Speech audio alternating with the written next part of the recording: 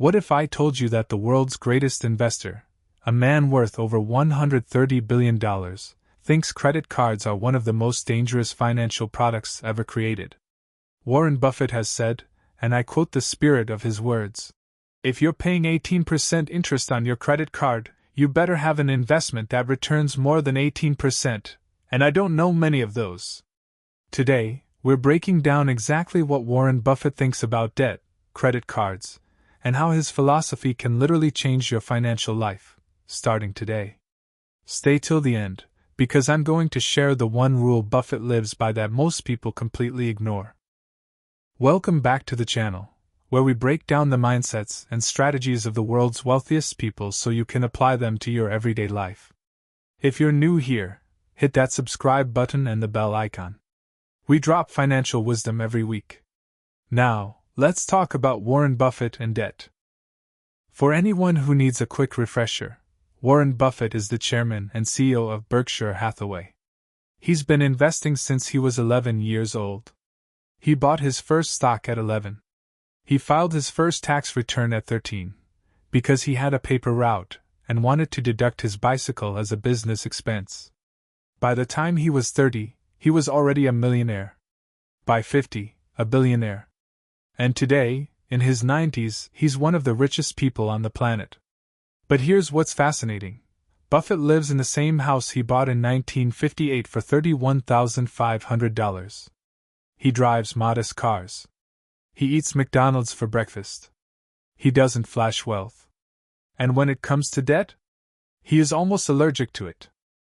Buffett's philosophy on debt is rooted in one fundamental belief: debt is a tool that works against you when you don't control it. He has said publicly, multiple times, that he's watched incredibly brilliant people destroy their lives financially because of leverage. Because of debt. People with 200 IQs, people with Harvard degrees, people with every advantage in the world, wiped out because they borrowed money they couldn't repay. Buffett famously said, "I've seen more people fail because of liquor and leverage, debt, than for any other reason." Let that sink in. He put debt in the same category as addiction. Why? Because debt creates a situation where you have to perform. You have to make money. The clock is always ticking. And when the market drops, when life throws a curveball, people with heavy debt don't have the option to wait it out. They're forced to sell. Forced to make bad decisions under pressure. Buffett? He always wants to be in a position of strength, never desperation. Now let's get specific, because Buffett has spoken directly about credit cards. He has called credit card interest rates brutal. He's told young people at shareholder meetings and university talks that if you're carrying a credit card balance, you are essentially paying a guaranteed 20% or more in losses every single year. Think about that mathematically. Buffett has spent 80 years trying to earn 20% annual returns in the stock market, and he's considered a genius for it. Your credit card company is making 20% plus off you every year, automatically, just because you didn't pay your bill. He once told a group of students, paraphrasing here, "The most important financial advice I can give you is to never carry a credit card balance. Ever." And here's the insidious part Buffett points out: credit cards are designed to feel painless. You swipe. You tap. You click. You don't feel money leaving. It's psychological. The friction is removed on purpose. And then the bill comes, and people pay the minimum. And that's exactly what the credit card companies want. He's noted that the minimum payment trap is one of the greatest wealth transfers in modern history, from working people to banks. Here's a quick example to make this real. Say you have $5,000 in credit card debt at 20% interest.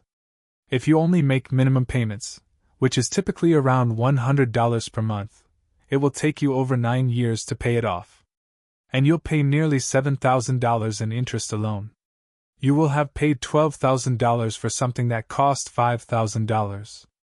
Buffett understands compound interest better than almost anyone alive. He's used it to build billions. But he also knows it works just as powerfully against you when you're on the wrong side of it.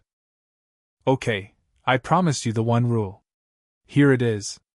Never spend money you don't have, to buy things you don't need, to impress people you don't like.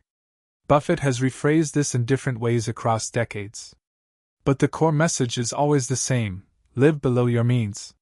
He drives a modest car. He clips coupons. He has said publicly that he doesn't feel deprived, he feels free. Because when you have no debt, no one has power over you. Your employer can't threaten you. The market can't destroy you. Banks can't control you. Financial freedom, in Buffett's world, isn't about how much you make, it's about how much power debt has over your life. And his answer to that is zero. He also makes a crucial distinction that most people miss: good debt versus bad debt. Buffett isn't against all debt. Berkshire Hathaway has borrowed money. He's fine with a mortgage on a home you can afford, where the interest rate is manageable and the asset may appreciate. He's fine with business debt that generates returns higher than the interest you pay. But consumer debt? Credit cards? Buying depreciating things, clothes, gadgets, vacations, on credit? That, in his view, is financial self-sabotage. So what does Buffett actually recommend? Number 1. Pay off credit card debt before you invest. He has literally said this.